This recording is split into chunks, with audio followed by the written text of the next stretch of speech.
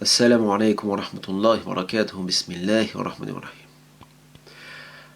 Face à l'accélération du nouvel ordre mondial et de la décadence de façon générale dans tous les pays du monde entier et surtout en Occident, il est urgent pour les musulmans, pour les musulmanes, mais pas seulement pour les musulmans et les musulmanes, mais aussi pour les autres communautés, mais je vais parler surtout pour les musulmans et les musulmanes, de revoir le rapport qu'ils ont avec la culture environnante et avec celle, disons, de leur pays d'origine, pour ceux et celles notamment qui sont d'origine afro-maghrébine.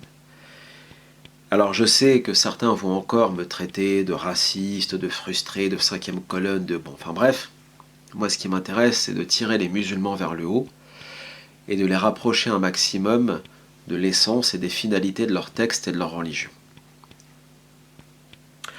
L'islam prône l'excellence, entre autres, la perfection dans l'éthique, dans la morale, dans l'attitude, dans le comportement, dans la façon d'être, dans la production, dans la réflexion. L'islam appelle à l'intelligence. Il n'y a pas que l'Andalousie musulmane dans l'histoire, il y a aussi le califat de Bagdad, il y a aussi tous ces grands empires, toutes ces grandes civilisations qui ont énormément apporté à l'humanité, que ce soit même les Ottomans, les Abbasides, et même ceux qui n'étaient pas sur un islam authentique comme les Fatimides, etc. Mais peu importe, tout cela a apporté beaucoup en termes de civilisation à l'humanité. Et par ailleurs, l'islam est aussi une religion de science, de progrès, et bien que l'islam nous appelle à la réflexion et donc au progrès et à la modernité, qu'on le veuille ou pas, simultanément, et c'est pas quelque chose de contradictoire, cela se conjugue parfaitement, l'islam est aussi et en même temps et surtout une religion indigne qui nous appelle, disons, au désaveu de ce monde d'ici-bas, d'un point de vue matériel, à nous opposer au consumérisme, au matérialisme, au libéralisme, etc. Ceci étant dit, cela ne s'oppose pas à ce que j'ai dit juste avant, dans la mesure où il s'agit d'œuvrer pour l'intelligence, pour la morale, pour l'éthique, pour la réflexion, pour le progrès, non pas pour s'enfler d'orgueil personnellement, mais dans l'intérêt de sa communauté et de l'humanité. Donc, ce n'est pas une quête de modernité ou de progrès dans l'unique but d'emporter des trophées ici-bas, dans sa tombe, ou de viser un prestige uniquement à travers des livres, des encyclopédies, ou une fortune, ou un nom sur un titre, ou non. L'objectif, c'est de tirer le monde vers le haut. Quand Dieu dans le Coran dit « Antum al-a'laun », vous êtes les supérieurs, certes c'est à la fois en termes de croyance, en termes de foi, vous êtes dans la vérité, vous avez accepté le dernier message révélé, le Coran, vous suivez le dernier des prophètes et des messagers, sallallahu alayhi wa sallam, le prophète Mohammed, vous êtes sur la vérité, mais en même temps, comme disent les autres versets, vous êtes les supérieurs parce que vous êtes des croyants. Donc c'est-à-dire que vous mettez en pratique l'ensemble des caractéristiques des croyants, j'en ai parlé sur mon site internet, qui repose entre autres effectivement sur la bonne pratique du culte et la spiritualité authentique, quotidienne, l'effort sur soi, jihad an-nafs, etc., mais aussi sur l'éthique, la morale, l'intelligence, la construction, le fait d'être au service de l'humanité, etc. Ça fait partie des caractéristiques des mu'minines, des croyants. Bon. Ça, c'était la préambule. Moi, je remarque, ça fait 50 ans que ça dure, et il n'y a pas d'évolution là-dessus, que beaucoup de musulmans, principalement d'origine afro-maghrébine, pour ne citer que, en France, et partout dans le monde, quand ils viennent s'installer en Europe, mais en même temps quand ils restent aussi dans leur bled d'origine, restent ancrés dans la culture de leur bled et cette culture vient se greffer à l'islam. Il ne s'agit pas ici de parler, vous savez, de la culture qui se heurte au texte par rapport à des sujets comme l'excision, etc., machin. C'est pas de ça qu'on va parler aujourd'hui. C'est plutôt de parler de l'aspect culturel qui empiète sur justement cette volonté de se surpasser dans les sciences, dans le progrès, dans l'intelligence, dans le bon comportement, l'éthique, la morale, la discrétion, etc. Et qui tire donc l'être humain, l'individu musulman, l'individu musulmane vers le bas. Et donc l'empêche de progresser conformément à ce que les textes, le Coran, la tradition du prophète lui demandent à ce musulman. Je ne vais pas y aller par 4 chemins pour vous dire que je pense que dans le monde aujourd'hui, et je vais éviter de rentrer dans trop de détails pour éviter de heurter certains, mais après, bon, toujours pareil, quand on veut évoluer vers plus d'islam, et quand on veut évoluer vers son Seigneur, on fait des sacrifices, chose que plus personne ne fait aujourd'hui. Et c'est bien dommage, il va falloir renouer avec ça. Je ne vais pas y aller par 4 chemins pour vous dire que je considère qu'il y a des cultures qui sont supérieures à d'autres. Moi, je n'ai pas besoin de culture pour être un bon musulman. Parce que je sais ce qu'est l'islam. Il y a des textes, l'islam, à travers nos textes, nos versets, nos hadiths, nous appelle très clairement à l'excellence, le bon comportement, et ainsi de suite. Quand je me réveille le matin, je ne remercie pas la République, ou le communisme, ou le nationalisme, je remercie Dieu, je remercie Allah. Parce que c'est lui qui fait de moi un être humain, un musulman, et ainsi de suite. Et donc je sais que partout où je vais, en entreprise, etc., lorsque je me comporte bien, c'est parce que j'obéis à l'islam. Parce que je suis un musulman entier et authentique. Mais d'un autre côté, la masse musulmane, elle a du mal à se conformer aux injonctions coraniques et prophétiques, et c'est la culture qui empiète sur son comportement, son attitude, etc. Une injonction coranique bien connue, Ya ayyuhalladhina amanu, udkhulu fi silmi kafatan. Ô vous qui croyez, entrez en islam complètement. Aujourd'hui, ça ne marche pas. Nombreux sont les orientalistes, les historiens pas musulmans qui ont expliqué que dans le fond, l'islam aujourd'hui n'est appliqué nulle part, ni d'un point de vue individuel, ni collectif, ni sociétal, ni gouvernemental. Parce que si c'était le cas, ce serait l'excellence et la modernité. La seule chose qu'on a appris de l'islam, c'est le culte, les 5 piliers de l'islam, les 6 articles de foi, et le voile et le halal. Terminé. Tout le reste n'a aucune place, n'a plus aucune place dans la vie du musulman et des musulmanes. Vu que je vois bien que ça va être très difficile de faire le grand travail, le grand effort, le grand sacrifice, la grande persévérance que moi j'ai accompli personnellement dans ma vie, et vous devriez tous faire et toutes pareilles, mais malheureusement vous ne le faites pas, j'ai compris ça il y a très longtemps. Le minimum, je pense, puisque je vois bien que la culture est très importante pour vous tous et toutes, surtout les Afro-Maghrébins, et les êtres humains de façon générale, je pense qu'il est temps de se débarrasser d'une culture qui tire vers le bas pour épouser une culture qui est conforme à l'islam et qui tire vers le haut. Je m'explique. Étant donné que je considère qu'il y a des cultures qui sont supérieures à d'autres, en gros, je pense que désormais, le monde musulman, et le monde arabe surtout, mais aussi africain, etc., vu qu'il a du mal à vivre sans culture, je le vois, c'est une obsession, contrairement à moi qui peut m'accommoder partout, parce que moi j'ai un livre, une sunna, donc moi je m'en sors très bien partout où je vais, que ce soit en Chine, en Australie, je change pas. Partout où je vais, les principes coraniques et prophétiques, je les mets en pratique, et je me sens jamais en contradiction, puisque ce sont des principes universels. Mais le musulman de base, il n'y arrive pas. Il n'y arrive pas. Il a l'impression que sa culture africaine ou maghrébine ou arabe, elle est remise en cause en Occident par un Occident blanc, raciste, machin, ou bref. Donc, comme je vois que la culture, ça a l'air d'être quelque chose de très important pour nos frères d'origine afro-maghrébine et arabe principalement, je pense qu'il est temps d'épouser une culture qui tire vers le haut. Et cette culture, je vais vous décevoir, vous allez me dire, il est gentil celui-là, donc il nous appelle à l'imitation de l'Occident. C'est pas du tout à quoi je pense. La vérité, je pense pas à grand-chose, mais en tout cas, c'est pas la culture française. Et je vais vous dire aussi pourquoi. Quand je regarde l'état, pardon, des musulmans qui émigrent dans des pays en Occident ou ailleurs, il y a ceux qui restent dans leur culture d'origine et qui n'évoluent pas. C'est cela que je vise. Et il y a ceux qui adoptent la culture locale, sauf dans les éléments qui contredisent la foi, le culte, etc. Ils ne prennent pas, mais dans l'ensemble, ça contredit presque jamais. Quand c'est un pays, genre l'Angleterre, ou d'autres pays, certains pays, je regarde l'état des musulmans, je me dis, subhanallah, ils sont super, ils sont mashallah.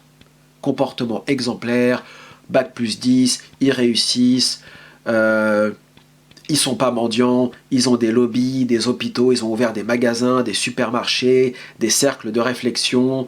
Aujourd'hui, ils en sont même à ouvrir carrément des choses tout à fait hallucinantes parce qu'ils, au nom de l'islam et de la culture qu'ils ont épousée sur place, se tirent vers le haut tout naturellement. Et vous avez des pays, et un en Occident en l'occurrence, où c'est tout l'inverse. Ceux qui restent dans leur culture d'origine, pardon, n'évoluent pas, et ceux qui épousent la culture de ce pays d'accueil, eh bien, n'évoluent pas non plus. Et donc, il y a un problème. Et ce problème, c'est la culture française actuelle. Je ne parle pas de la culture française d'il y a 1000 ans, d'il y a 100 ans, d'il y a 50 ans. Je parle de la culture française actuelle depuis une vingtaine d'années, qui est devenue malheureusement une culture de la médiocrité, une culture quasi américaine de la télé-réalité, de la débilité, de la médiocrité intellectuelle, philosophique, etc., où tout n'est que freudo-marxisme mental, que ce soit le Enthoven, le Onfray, et ainsi de suite. Tout n'est que médiocrité dans le débat, tout n'est que médiocrité dans la pensée, dans l'écriture, dans la réflexion, dans la sociologie, en sciences politiques, en géopolitique, c'est nul, ça ne vaut rien à 90%. Et en termes de mœurs et d'éthique, plus que jamais, les prédictions, entre parenthèses, de tous les, on va dire, grands penseurs ou théoriciens de la décadence de l'Occident sont plus que jamais d'actualité. Que ce soit le juif sioniste Max Nordau, un Allemand, si je ne m'abuse. Bon, souvent, la lumière vient d'Allemagne, il ne faut pas chercher plus loin. Oswald Spengler, ou même le français Alexis Carrel, et bien d'autres encore, tous avaient expliqué et démontré que de tous les pays d'Europe et de tous les pays d'Occident, la France est le plus plongée dans la décadence. Ce n'est pas moi qui le dis, ce ne sont pas des islamistes qui le disent, ce sont des penseurs européens, occidentaux, blancs, chrétiens, athées, païens. Voilà. Donc, aujourd'hui, ça va être très difficile, effectivement, de dire à ceux qui viennent en France de s'adapter à la culture française, vu qu'elle tire vers le bas, et j'en suis convaincu. Cependant, il y a bien des cultures qui sont florissantes et qui rayonnent encore aujourd'hui, et sur lesquelles on doit se calquer si on veut se tirer vers le haut, parce que si on se maintient dans la culture du bled qui tire vers le bas, on ne va pas évoluer et on sera toujours des esclaves. Parce que visiblement, on n'arrive pas à rentrer dans l'islam intégralement, on a besoin d'une culture pour nous aider, et bien c'est le moment ou jamais d'adopter des cultures qui tirent vers le haut. Peut-être qu'un jour, la culture arabe, berbère et africaine vont revenir au devant de la scène et tirer les humains vers le haut, et je le souhaite, de tout cœur, Inch'Allah. Mais là, en l'occurrence, elles sont le baba de la culture mondiale. Pour de multiples raisons que je n'ai pas le temps de mentionner ici. Mais en tout cas, c'est le cas. Et moi, ce qui m'intéresse, c'est d'être pragmatique et d'aller droit au but. Pour moi, dans beaucoup de cas, l'action précède la réflexion. C'est-à-dire que c'est bien de penser, de produire du concept, etc., comme tout le monde le fait en France. Hein, ce qu'a fait Tarek Ramadan pendant 30 ans pour finir en prison, dans une sombre histoire de vous savez quoi. Bref, l'action doit désormais être prioritaire sur la réflexion inutile. Et l'action, c'est de se réformer. Et se réformer, c'est aller sur YouTube, là par exemple, et de regarder, par exemple, comment vivent les Japonais, par exemple, ou les Norvégiens, les pays nordiques. Alors je ne dis pas que tout est bon à prendre chez eux. Bien évidemment qu'au Japon, il y a une dégénérescence qui est réelle. Ils font très peu d'enfants, etc. Ils vivent dans des capsules hôtels. Bon, enfin bref, il y a tout et rien. Mais, de façon générale, la culture japonaise, tous les musulmans que j'ai vus aller vivre au Japon, ça les a tirés vers le haut comme jamais. C'est pas la France. Tous ceux qui sont partis en Norvège, en Suède ou en Finlande, mais surtout en Norvège ou en Finlande, idem, ça les a tirés vers le haut comme jamais. Ils sont ressortis avec des diplômes, une situation, une meilleure compréhension et une meilleure pratique de leur dîne. Ah, c'est malheureux d'en arriver là, je reconnais. Être obligé de passer par la culture des autres pour mieux comprendre et mieux pratiquer sa religion, c'est sûr, c'est une humiliation, d'une certaine façon. Mais il n'y a pas le choix, il faut le faire.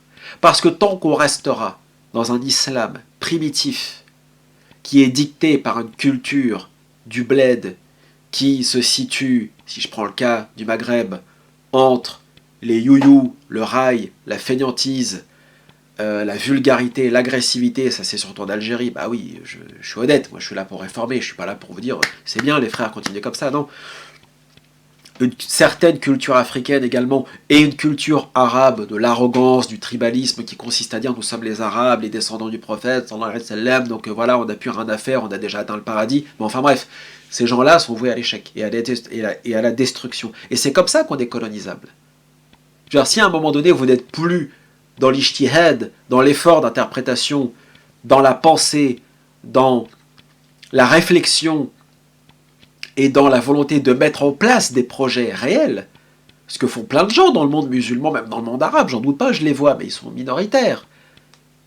Et c'est bien beau de critiquer toujours, comme certains le font, les tawarites, c'est-à-dire les tyrans, etc., dans le monde arabe. Mais il faut que les peuples se bougent aussi. Dieu dans le Coran dit « On ne change pas l'état d'un peuple avant que celui-ci ne modifie ce qu'il a en lui-même, d'un point de vue de la foi, du culte et de la jurisprudence, n'est-ce pas? Mais aussi d'un point de vue du comportement, de l'éthique et du reste. » Or là, en l'occurrence, c'est une catastrophe à tous les niveaux. Il n'y a pas de réforme. Et en grande partie à cause des cultures étrangères que j'ai citées, je vais pas revenir dessus, qui tirent vers le bas, et en raison de la culture jacobine, nihiliste et cosmopolite, républicaine et en fin de compte américaine, qui tire vers le bas aussi.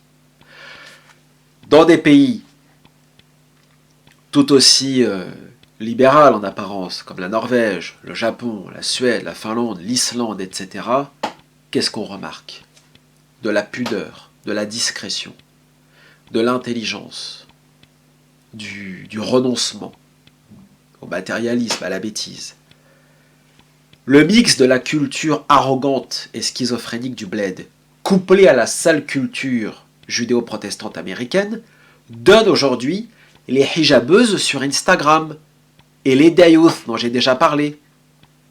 Ces milliards de photos de fausses voilées, de fausses musulmanes sur les réseaux sociaux, qui sont d'une vulgarité crasse et d'une arrogance, qui arrivent à se filmer avec un voile en train de réciter du Coran et de manger des chips en même temps. Je ne sais pas si vous imaginez le niveau de la décadence de cette communauté.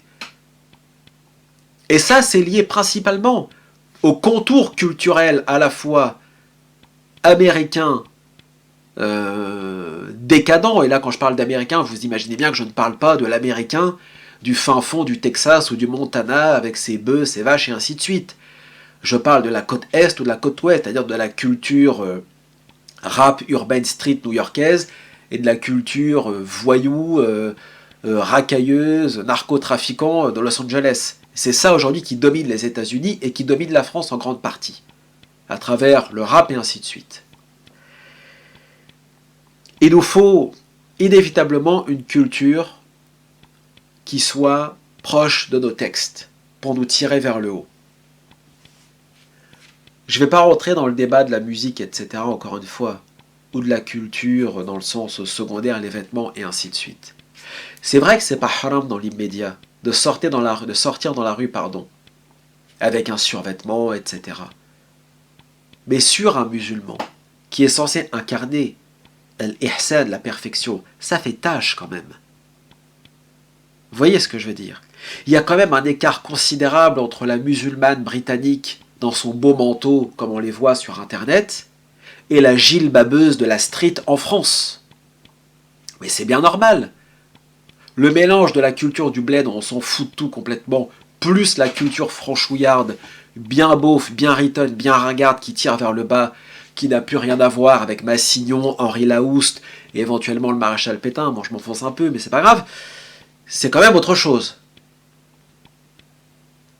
C'est quand même autre chose.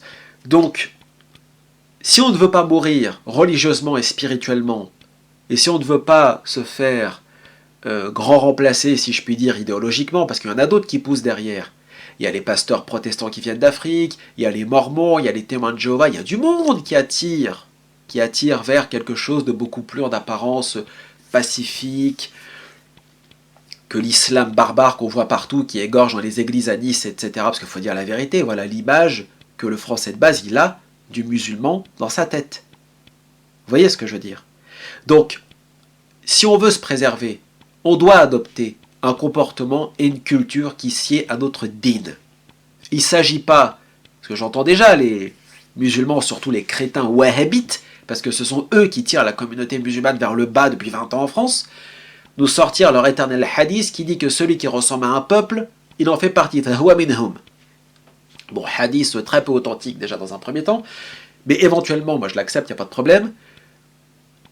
Il ne s'agit pas ici d'imiter, de faire le taqlid des autres, dans leur croyance, dans leur culte, dans leur spiritualité, et dans ce qui a été clairement établi dans notre din à travers nos textes. Il s'agit de prendre le meilleur de ce qui nous est permis, y compris même dans l'accoutrement, dans la façon de s'exprimer, dans la façon d'engager la conversation avec les autres, dans le rapport à ceux qui ne sont pas musulmans, dans le rapport à la nature. Parce qu'aujourd'hui, le musulman, il apparaît partout, en France surtout, comme un destructeur, comme un pollueur, comme un parasite. Et c'est pas ça l'islam. Je vais pas me la jouer, pas d'amalgame, mais c'est pas ça l'islam. Celui qui lit le Coran et les hadiths, il regarde les musulmans, il dit, mais c'est une blague. Jusqu'à France de F de souche, le site islamophobe identitaire, qui tweet il y a 2 ans sur Twitter, si les musulmans respectaient les hudud de leur religion, les châtiments corporels, il n'y aura pas de délinquants, il n'y aura pas de criminels en France d'origine afro-maghrébine. Donc lui-même finit par reconnaître que l'islam c'est une chose et les immigrés ça en est une autre. Vous voyez le délire. Donc bref, on va pas trop débattre, mais voilà où je voulais en venir. Il faut changer. Il faut changer. Si on ne change pas, demain, ce sera notre disparition. Et ta hijra, pour ceux qui veulent faire la hijra. J'entends beaucoup, on va faire la hijra en Turquie, etc. Ouais.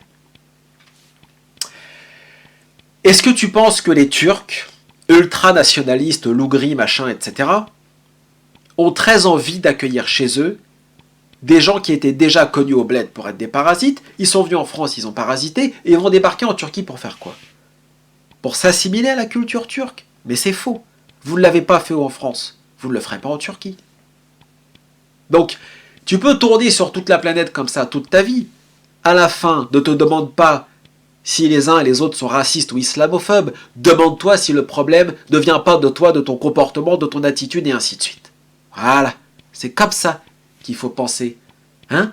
Dieu ne change pas l'état d'un peuple avant que celui-ci ne change pas ce qu'il a en lui-même. Donc commencez par changer, et comme on dit en France ou ailleurs, aide-toi, le ciel t'aidera. Voilà. Sur ce, barakallahu fikum, wassalamu alaikum wa rahmatullahi wa barakatuh.